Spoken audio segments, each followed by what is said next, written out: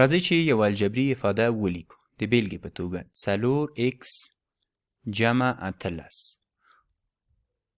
غواړو دا الجبري افاده د دوو داسې الجبري افادو په ډول ولیکو چې یو د بل سره د ضرب په حالت کې اوسي، یا له دې دواړو حدونو څخه یو مشترک ضریب ونیسو. نو د دې کار لپاره موږ او تاسې باید لومړی د دواړو حدونو ترمنځ لوی مشترک قاسم پیدا کړو.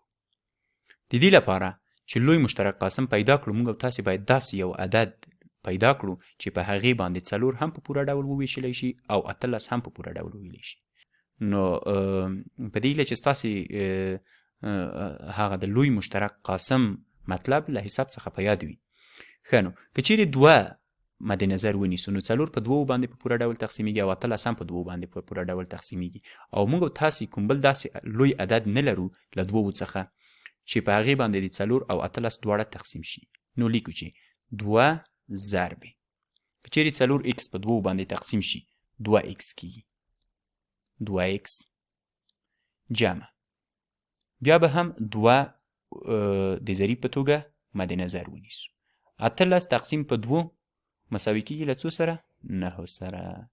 دې ځای ته که چیرې وګورو هغه د ضرب د توزیع خاصیت سره ورته والی لري. په هغه ځای کې به مو هم چې یو عدد د قوس څخه بهر درلوده هغه مو د قوس منځ ته ضربوه. نو په دې ځای کې هم دا 2 داسې ښکارېږي لکه د قوس منځ ته چې ضرب شوي وي. کولی شو چې دا 2 له د دواړو حدونو څخه مشترک ونیسو.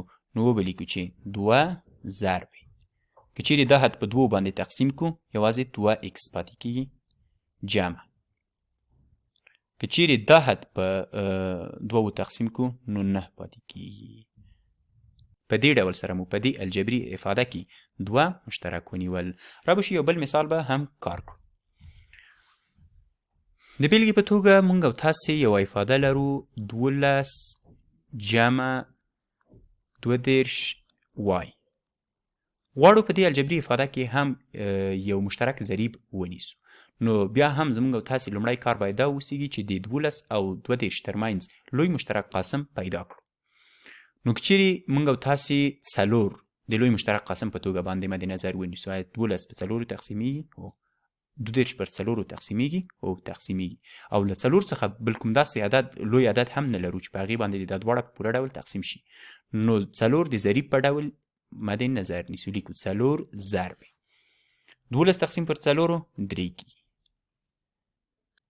جمع بیا هم 4 د ضریب په توګه مد نظر نیسو.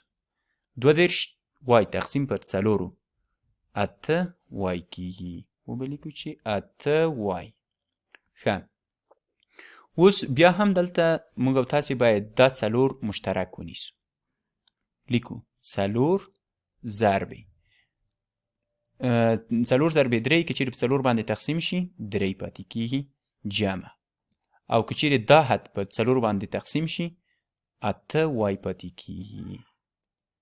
نو په دې ډول سره مو وکولی شوی چې له 12 جمع 22y څخه 4 مشترک ونیسو او زموږ افاده دا رنګ ځان ته غوره کړي.